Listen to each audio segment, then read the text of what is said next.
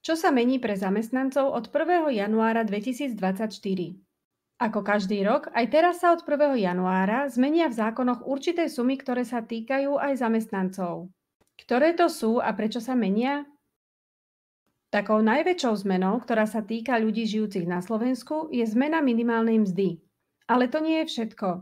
Mení sa aj nezdaniteľná časť základu dane, ktorá taktiež súvisí s vašou mzdou.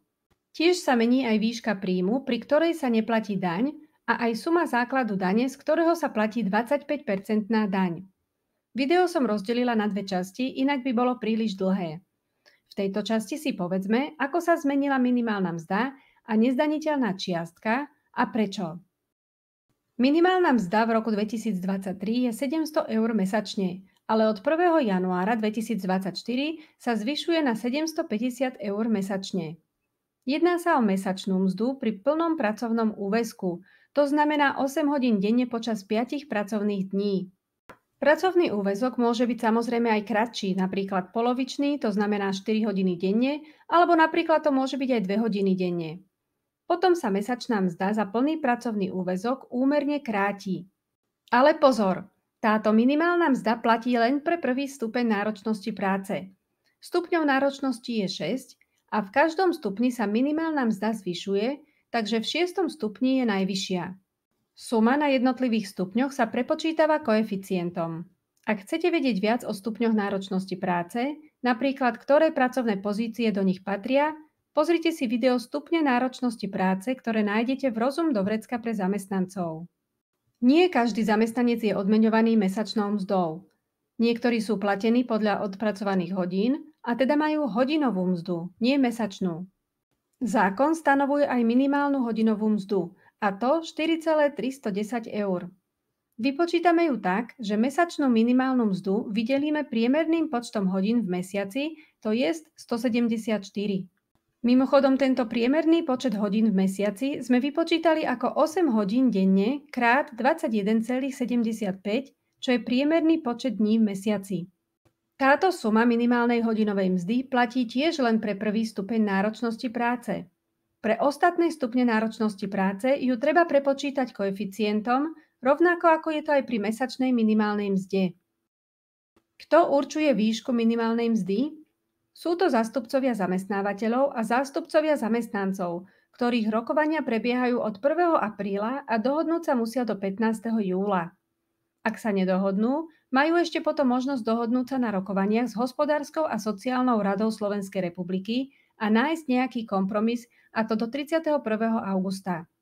V prípade, že sa tak nestane, minimálna mzda sa stanoví ako 57% z priemernej mesačnej nominálnej mzdy zamestnanca za rok, ktorý 2 roky predchádza tomu roku, na ktorý sa minimálna mzda vypočítava.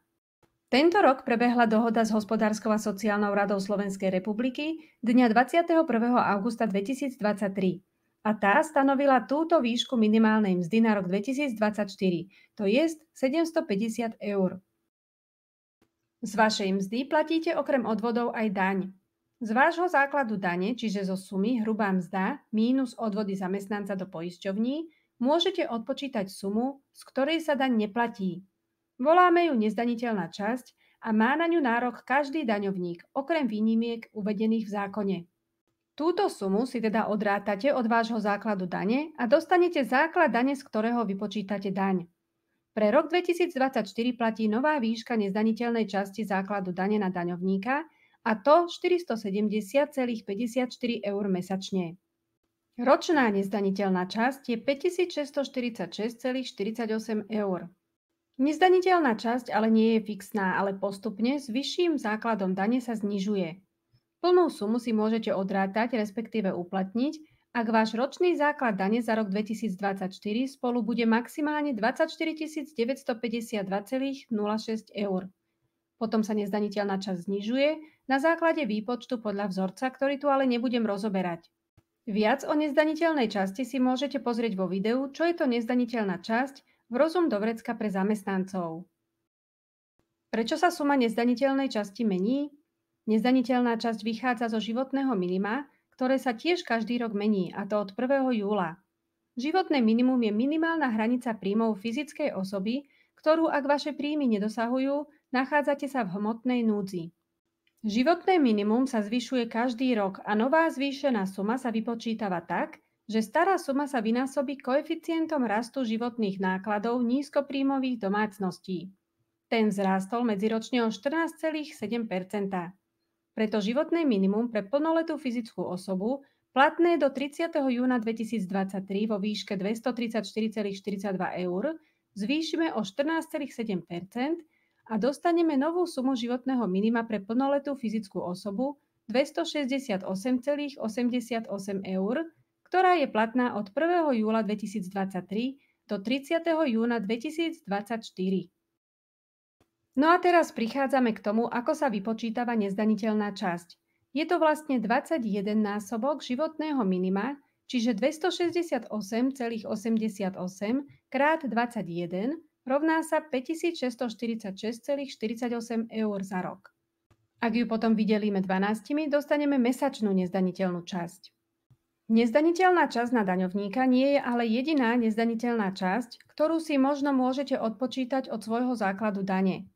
Máme tu aj nezdaniteľnú časť na manželku, respektíve manžela, a nezdaniteľnú časť na doplnkové dôchodkové sporenie. Kto si ich môže uplatniť a ako, si môžete pozrieť v ďalších videách v Rozum do vrecka pre zamestnancov. Ďakujem, že ste si pozreli toto video. Ak bolo pre vás užitočné, nezabudnite dať odber a like.